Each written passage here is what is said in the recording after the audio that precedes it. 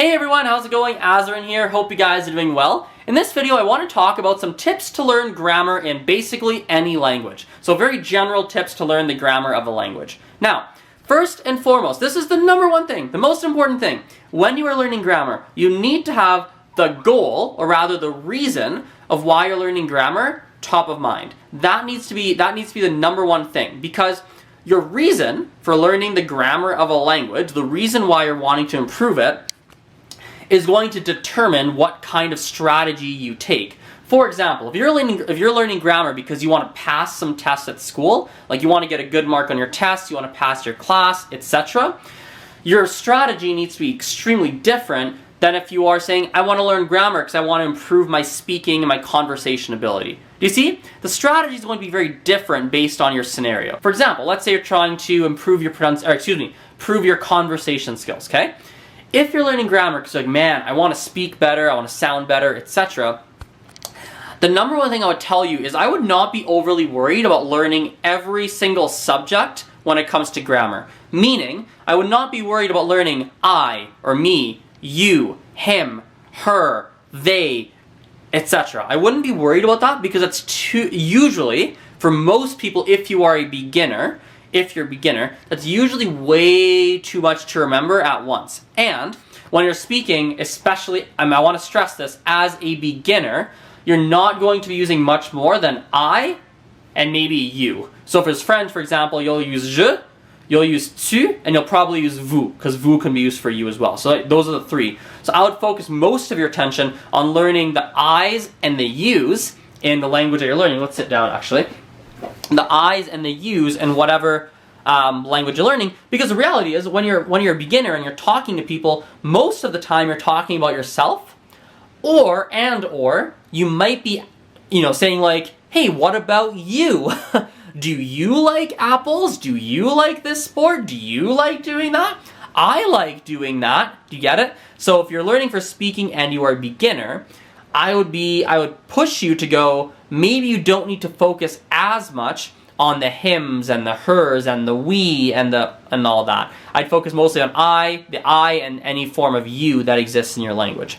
Now, let's flip the coin. Let's say you're learning for school purposes, okay? You're learning to pass a test. Well, now we're in a very different scenario.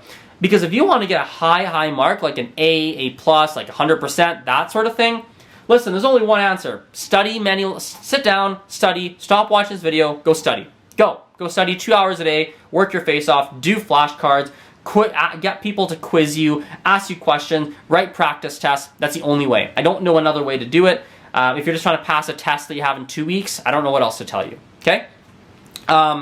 If I will say this though, if you're trying to get an okay mark in the test, you're trying to get an average mark, you're trying to pass the test, well then you've got different options. Then my advice is this. You need to memorize 30 verbs in present tense, memorize 22 of them. Don't worry about 8. Why? Because if you memorize 22 verbs, that's enough to go pass your test. Very, very, very simple. That's how, this is kind of embarrassing, but I used to often do this for my tests in school. If I had to study, not just for languages, for really any class, if I had to study, for example, if I had to study 8 chapters for a test, I would know 4 to 5 chapters really well, and I would have a general idea of the next 3, 4 remaining chapters. Because I knew if I know 3 to 4 or 5 really well, I have a general idea of the rest of them. I know enough to get a good mark on the test.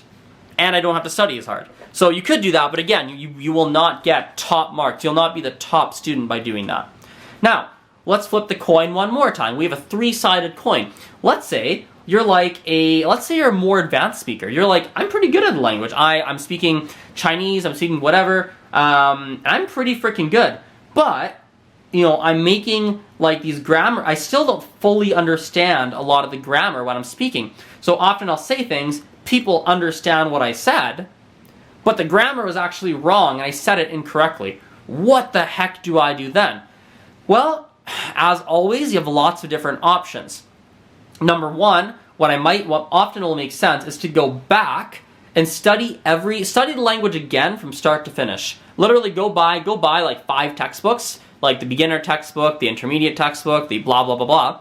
literally read the textbook to yourself and go, okay, present tense, let's learn the rules again of present tense. Let's learn the rules of this. Let's learn the rules of that. Let's learn the rules of this, etc., etc. And in a sense, you're going to start filling in the gaps so you can go, oh, I forgot subjunctive has to be used in this scenario. Oh yeah, I'm not doing that. Right.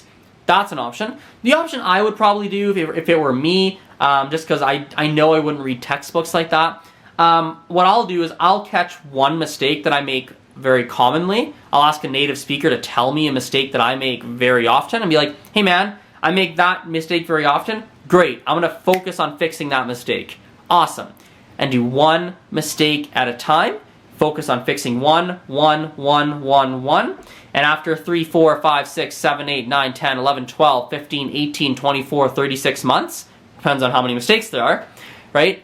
My grammar's improved a lot, and all of a sudden I'm speaking at a very high level. So, thanks so much for watching, and I'll see you guys later. Bye!